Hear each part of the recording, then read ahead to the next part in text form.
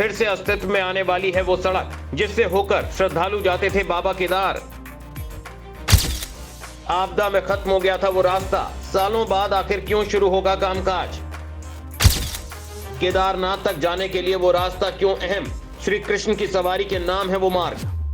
केदारनाथ में मचने वाली तबाही को आपने देखा ही होगा, उसे भला कौन भूल सकता है। उस तबाही ने कई बर्बादी दिखाई। ऐसा मंजर था कि सब कुछ बर्बाद होता चला गया। इसी तबाही में एक सड़क भी बह गई थी जिसका अता पता नहीं चला था, क्योंकि वो सड़क ऐसी थी कि मंदिर तक की दूरी को कम कर देती थी। आखिरकार इतने सालों बाद एक खुशी का पल आ गया है जिसने सबको झुमा दिया है, क्योंकि ये खुशी मिली भी है तो 2013 के बाद। तो जितनी खुशियां मना ली जाएं कम है। आखिरकार वो कौन सा रास्ता है जिसके इंतजार में सालों से लोगों की आंखें तपी जा रही थी?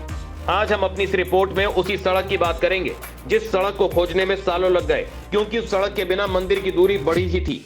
लेकिन अब वो दूरी कम हो रही है क्योंकि उस सड़क को वापस से खोज लिया गया है। पर्यटकों और खास तौर पर उत्तराखंड के लोगों को अच्छे से पता है कि केदारनाथ धाम की यात्रा में कभी रामबाड़ा अहम पड़ाव होता था, लेकिन साल 2013 की आपदा में रामबाड़ा का नामो निशान ही मिट गया था। इसके साथ ही केदारनाथ को जाने वाला गरुड़ चट्टी पैदल मार्ग भी पूरी तरह से क्षतिग्रस्त हो गया था। ऐसे में मंदाकिनी नदी के दाईं तरफ से रास्ता तैयार किया गया जिसके जरिए श्रद्धालु केदारनाथ पहुंचते हैं, लेकिन ये रास्ता करीब 3 किलोमीटर लंबा है। ऐसे में पुराने रास्ते को फिर से अस्तित्व में लाने की कवायद की जा रही है, लेकिन इस पर पेंच फंसा हुआ था जिसे अब दूर कर लिया गया है। पुरानी सड़क को कुछ हद तक बनाया गया था, लेकिन 2017 में रोक दिया गया था। पर्यावरण और जलवायु परिवर्तन मंत्रालय ने इस सड़क को बनाने में रोक लगाई थी, लेकिन अब सालों बाद ये मामला सुलझता नजर आ रहा है, क्योंकि मंत्रालय ने वन जमीन को स्थानांतरण करने पर अपनी अंतिम मोहर लगा दी है। इसके बाद जल्द ही लोक निर्माण विभाग इस मार्ग को बनाने का काम शुरू करने जा रहा है। ऐसे में उम्मीद जताई जा रही है कि आने वाले समय में श्रद्धालु पुराने मार्ग से सफर कर सकेंगे। वहीं अपर प्रमुख वन संरक्षक और नोडल अधिकारी रंजन मिश्रा ने कहा कि केंद्र सरकार की तरफ से सुखद परिणाम मिले हैं। जल्द ही इस मार्ग पर काम शुरू हो सकेगा।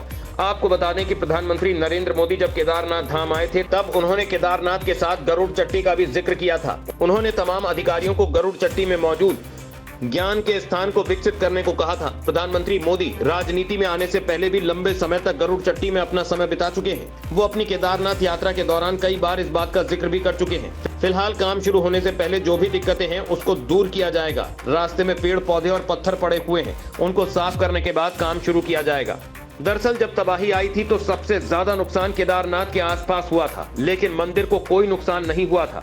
ऐसे में केंद्र सरकार केदारनाथ के विकास के लिए कई काम कर रही है। बात रही गरुड़ चट्टी की तो उस पर भी फोकस किया जा रहा है, क्योंकि इस रास्ते को बंद हुए सालों हो गए हैं, लेकिन 2013 से पहले यही रास्ता था जिससे लोग और यात्री जाकर दर्शन करते थे, जो कम से कम 3 किलोमीटर की दूरी कम करती है, जिसको लेकर काम शुरू होने वाला है।